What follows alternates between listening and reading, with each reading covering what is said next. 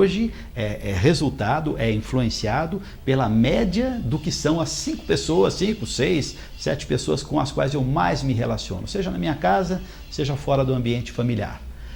Então, evidentemente que se eu puder ficar mais junto de águias do que de galinhas, né, respeitando toda a fauna, toda existente, eu acredito que a vantagem vai ser minha e vai ser dessas outras pessoas também. E eu vou dizer, hein, não necessariamente pessoas que têm muito dinheiro, mas se o seu objetivo é dinheiro, conviva com pessoas que têm muito dinheiro, que têm essa facilidade de ganhar dinheiro. Se o teu objetivo é crescimento pessoal, é crescimento espiritual, é realmente desenvolver-se numa dimensão não financeira pura e tão somente, que você conviva realmente a maior parte do seu tempo com pessoas mais espiritualistas, né? Então eu não tenho como discordar da afirmação que você fez. E isso é prosperidade. Exatamente, isso leva o restante é apenas uma consequência, né? Exatamente. Muito bom. Muito bem, o assunto está ótimo, o programa também. Vai fazer uma primeira parada, voltamos já já com o programa Coletivo de Imprensa. Hoje ao lado de Antônio Danelon, entrevistando Marcos Craide. Nós voltamos já já.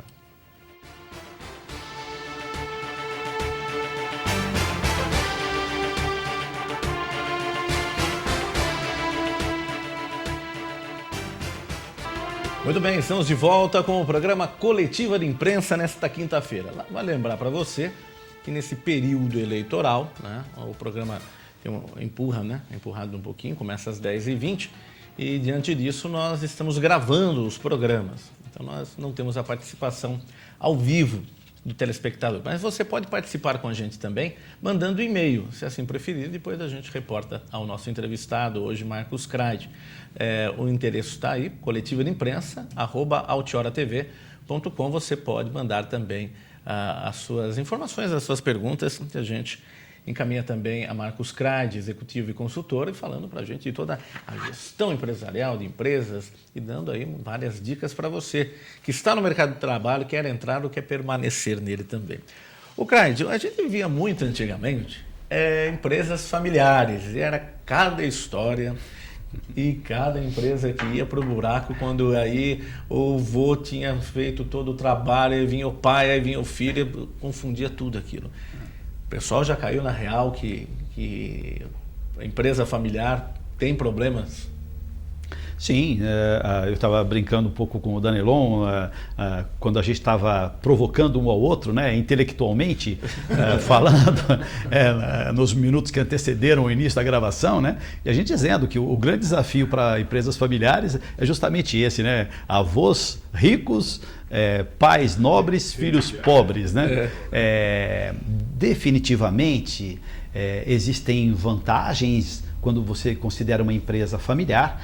As informações são mais rápidas, a tomada de decisão ela está muito mais disponível, não há que se submeter a boards, a conselhos de administração, muitas vezes situados fora do próprio país, no caso das multinacionais. Enfim, existem vantagens, a comunicação, algum tipo de comunicação flui muito mais rápido, então decisões mais rápidas. Para você fazer carreira, algumas pessoas têm uma facilidade muito grande, porque se você está bem com quem decide e é o dono da empresa, você pode ser catapultado literalmente de um posto muito mais baixo para uma vice-presidência ou para uma diretoria. De qualquer maneira, as organizações familiares têm entendido rapidamente, num mundo de tantas fusões e aquisições, que se elas querem se manter como uma empresa de família, como uma empresa que não quer abrir mão das suas ações, se ela for uma empresa de capital aberto, ou se ela quer manter o controle sobre as decisões da organização não sendo comprada, não se fundindo a outra, elas têm que necessariamente se profissionalizar, elas têm que ir trazendo cada vez mais executivos profissionais para compor o seu conselho diretor, né? E não só isso, né? Evitar que muitos parentes contaminem, na melhor acepção do termo, o ambiente organizacional, né? Ainda existem empresas que por serem familiares, facilitam por demais a entrada de parentes de vários níveis, né? E cunhados e tal, e isso aí não necessariamente vai ser bom para a organização. Eu tenho visto alguns exemplos, vocês certamente também os têm, de algumas organizações familiares que têm conseguido manter-se. E eu vou dar um exemplo O grupo CRM, por exemplo, que tem as marcas Copenhagen, controle acionário sobre a Copenhagen, sobre o Dantop, sobre o Brasil Cacau, é um exemplo, entre outros que a gente poderia citar, de empresa cujo dono mantém a filha dentro da organização. Então o Celso mantém a Renata como o seu braço direito, mantém o Fernando, que é o marido da Renata, também dentro dessa estrutura, quer dizer, é eminentemente familiar, mas eles têm se profissionalizado de uma forma surpreendente. O próprio Grupo Votorantim. O Grupo Votorantim, há é quantos exemplo, anos? Né? Ninguém consegue comprar o Grupo Votorantim. Exatamente. Porque ele desenvolveu realmente competências administrativas, mantendo em seus postos, muito bem lembrado, Danelon, seus postos chaves, pessoas de comando, mas mesclando esses postos chaves com pessoas de fora. Então existe um crescimento, né, dos familiares pertencentes à organização que é acelerado através disso que nós falamos um pouco antes do intervalo, que foi cercar-se de pessoas, e você se torna a média das pessoas com quem mais você convive, não é? De pessoas capazes, que têm o enfoque profissional, e que isso daí não contamina muito o aspecto familiar. O Marcos falou que quando entra cunhado numa empresa, a coisa não vai para frente, porque cunhado não é parente, né? Cunhado é agregado, né? Tá certo. A probabilidade, né? Mas, Marcos, desculpe, só eu gostaria de comentar com você a respeito de pesquisa de clima organizacional. Okay. O que é isso? Para as pessoas que são leigas, o que é pesquisa de clima nome organizacional? Bonito, né? Nome pomposo, né? Pomposo. Na verdade, é a forma de você medir o nível de satisfação dos colaboradores com a própria organização, né? O nível de felicidade de se estar dentro daquela empresa. É isso que se faz. É como um termômetro, como alguns usam a expressão, é um termômetro que se coloca na organização para verificar o nível de satisfação dessas pessoas. A pesquisa de clima organizacional, ela não mede a rentabilidade da organização, ela não mede eficiência de máquina, ela não mede o nível de refúgio da organização, que são outras, ela não mede o volume de vendas, mas ela mede exclusivamente o nível de satisfação das pessoas para trabalharem dentro daquela organização. O que se faz? Outros já chamam de uma radiografia da organização, não uma fotografia, né? O que se faz? Pergunta-se às pessoas uma série de coisas, elas normalmente não se identificam, e os colaboradores de todos os níveis, se não for possível conversar, pesquisar 100% das pessoas, às vezes a empresa tem muitos funcionários, é impossível fazê-lo a todos, mas você deve fazer pelo menos um corte transversal, em que você pega pessoas do nível mais alto, hierarquicamente falando, da organização, até a base da pirâmide, de forma representativa. Se eu tenho 100 pessoas operacionais, eu devo pegar X% daqueles operacionais e o mesmo percentual das pessoas de nível de gestão, por exemplo. E você pergunta a elas, né? Você está satisfeito com o salário que recebe? Você está satisfeito com o relacionamento que você estabelece com a sua chefia? Você gosta de vir trabalhar aqui? De 0 a 10, qual que é o grau de satisfação de vir trabalhar aqui? Você está satisfeito com os benefícios da empresa? E são muitas perguntas. Normalmente são 10, 12 dimensões de análise, e você depois quebra por departamentos, de maneira que você vai ter um índice total de aceitação da organização, de satisfação de se trabalhar na empresa, e além do geral você vai ter por departamento, muitas vezes por chefia, de forma a depois poder dar retornos para as pessoas especificamente. Você trabalha com determinada chefia e diz assim, olha, note que o nível médio de satisfação do relacionamento com a chefia nessa organização é 90%. No seu caso específico, a pesquisa apontou que é 60%. Por que tão mais baixo? Então daí se faz planos de ação, e isso é muito utilizado pelas organizações hoje, porque vamos resgatar um pouquinho o início da nossa conversa hoje, né? Cuide das pessoas, que elas vão cuidar da sua empresa. Você tem que saber por onde começar. Eu quero cuidar, mas onde é que está o descontentamento? Não é só aquele que vem e é ativo no processo de comunicação, vem e reclama, porque sempre tem as pessoas que são líderes em reclamação, eles reclamam da comida, eles reclamam de tudo, né? Mas muitas vezes as pessoas que não têm essa facilidade de comunicação, que não sentem essa proximidade da gestão a ponto de compartilhar com a gestão as suas insatisfações, através desse instrumento, anonimamente, ela vai se posicionar.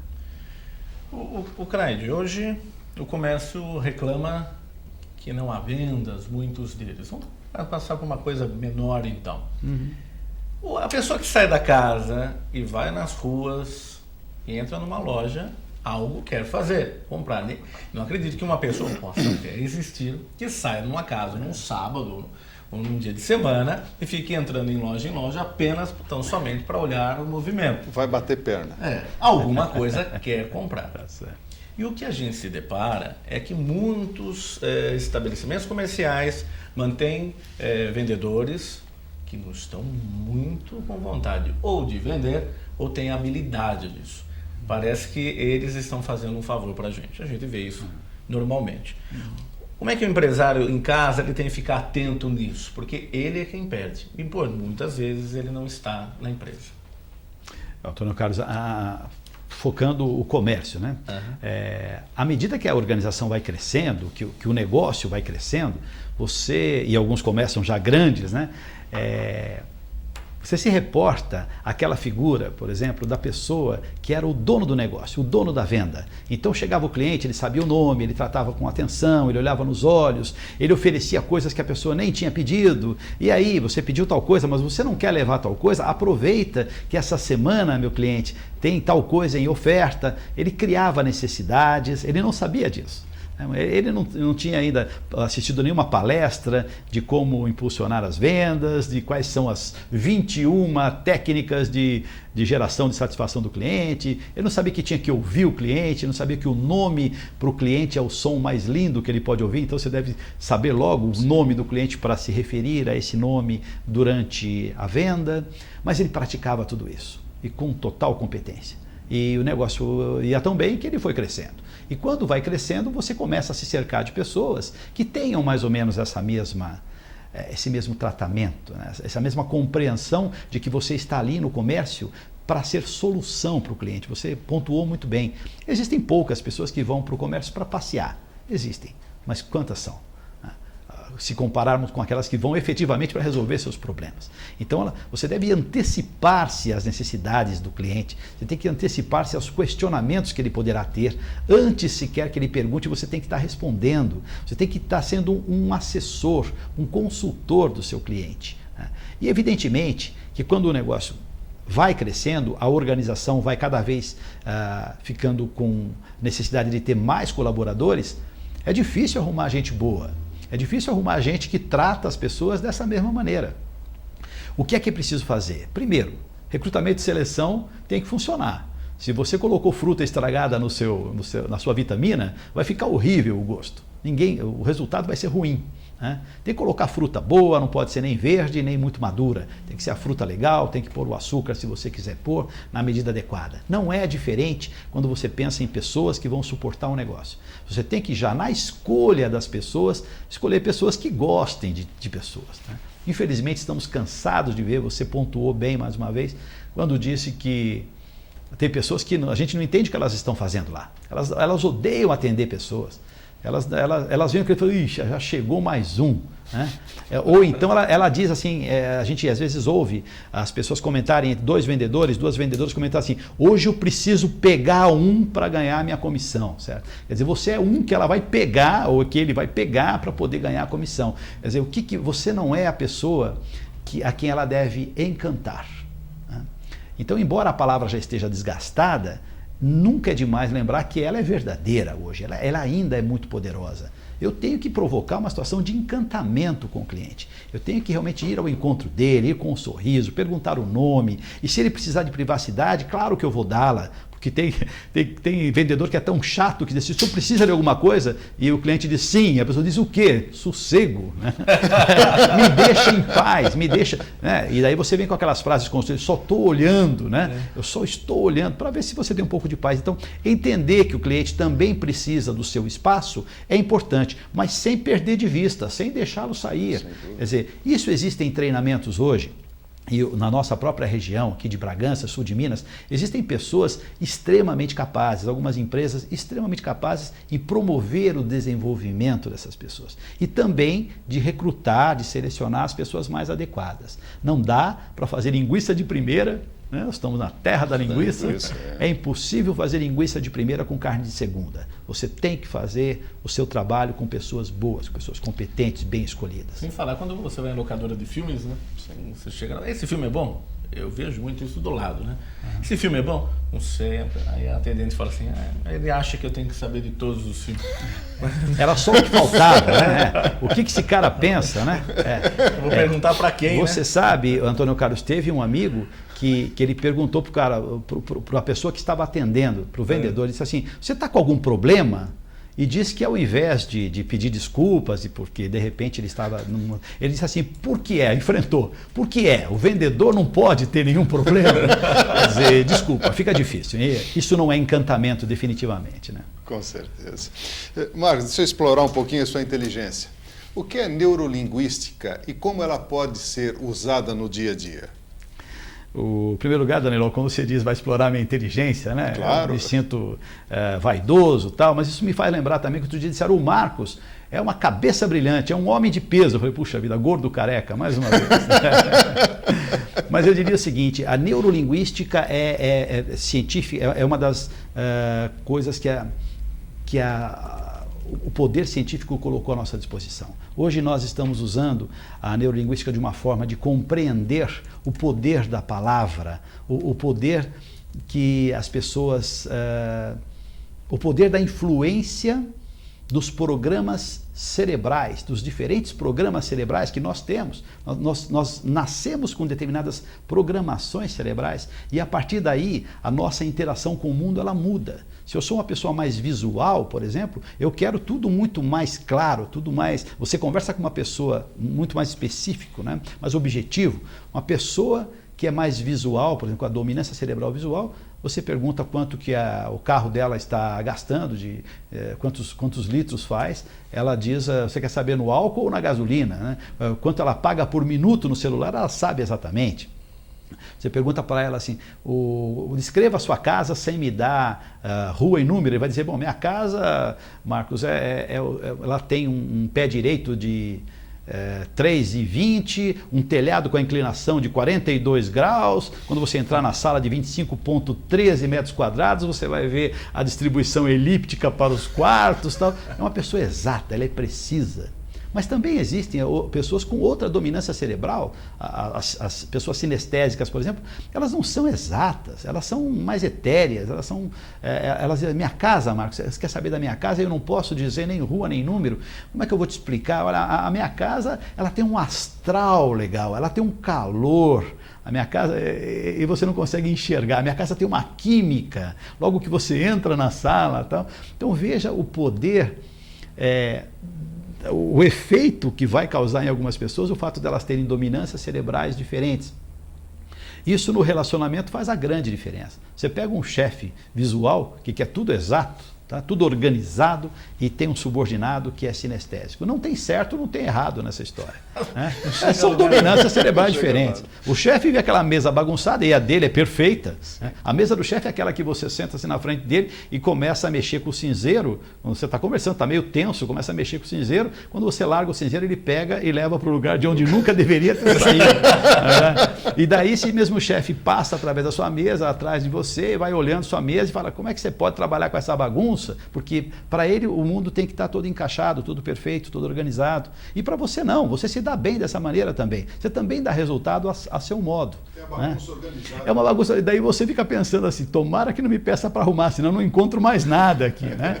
Então, olha o grande desafio. A neurolinguística ela nos faz descobrir o poder das palavras, da automotivação, o poder que você dizer que vai conseguir de fato, não pode estar desvinculado das ações.